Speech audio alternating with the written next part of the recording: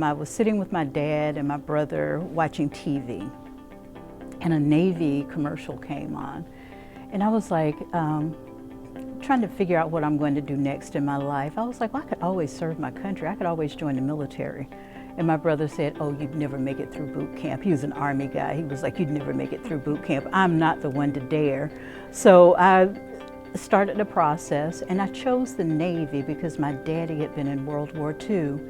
And he has such fond memories of the Navy at a time when black men were not treated well in the United States. He enjoyed his Navy service, and he remembered it so well and told great stories. About halfway through that 22-year process, I became a commissioned officer. So I retired as a lieutenant, so I was an environmental health officer who took care of my troops. We made sure that our guys were ready to deploy, that their medical records were taken care of, they had their proper immunizations, and that was what I did most of my naval career.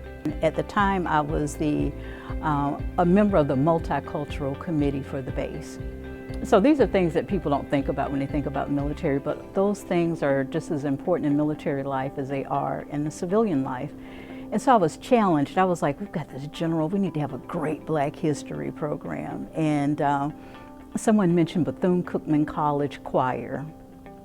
You know, like, they would be great.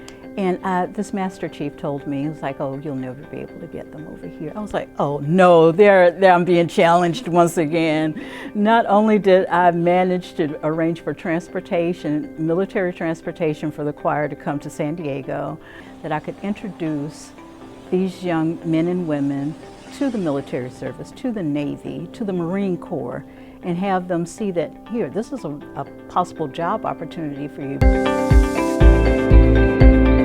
Before I retired, I said, oh, I do this for the Navy. I do this for my sailors, I do this for our Marines, and I'll do something different when I retire. But guess what happened? I ended up continuing in public health. I worked at the health department, and of course now I work with Groundwork Jacksonville, which is an environmental nonprofit. So in the same field of work, public health, taking care of people. Jacksonville is where I met my husband. We have been married for 26 years. We met 28 years ago here in Jacksonville at Cecil Field. And so we always had fond memories. We traveled and went to different duty stations together, but we said that this would be the place that we would come back to, that we would come here to live, and I haven't regretted it. I think a life of service, serving your country, like I said, even one tour in the military, I think is one of the most wonderful things that someone could do. I love this country, and it's worth fighting for, worth protecting.